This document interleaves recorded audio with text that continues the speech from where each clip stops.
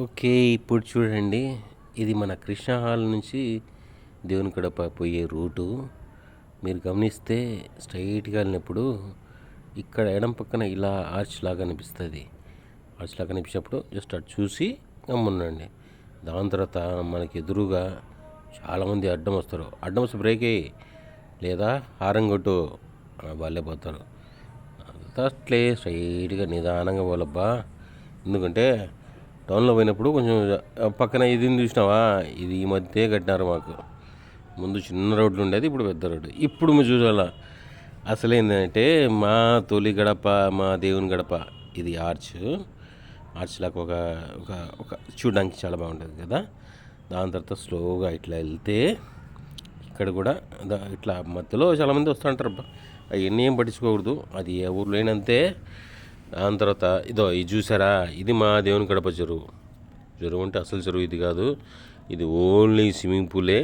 కాకపోతే మేము ఈత కొట్టాము, బయట వాళ్ళు వచ్చిన వాళ్ళు ఈత కొడతారు.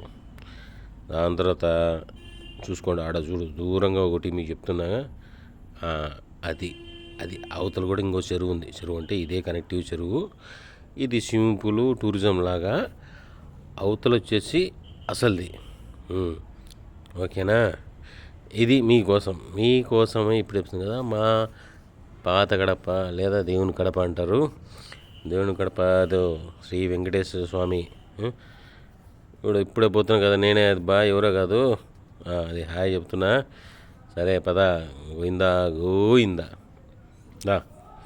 ఇట్లా పోతే మాకు అదే కడప టౌన్ నుంచి జస్ట్ ఒక ఎంత 3 కిలోమీటర్లు వస్తుంది అంతే. టౌన్లోనే ఈ ఉండే గుడి కూడా ఉండేది టౌన్లోనే. ఒకప్పుడు రాజుల కాలంలో ఉండే ఫస్ట్ ఉండేది కడప. పాత దేవుని కడప అనేది ఎప్పటి నుంచో ఉన్న ఊరు. ఆ ఊరు కాస్త ఇప్పుడు కూడా బాగానే ఉంటుంది, బ్రహ్మాండంగా ఉంటుంది. కాకపోతే ఇంకా డెవలప్ చేస్తారు మా నాయకులు, మన ప్రభుత్వం ఖచ్చితంగా డెవలప్ చేస్తుంది. గోయిందా అదే బా.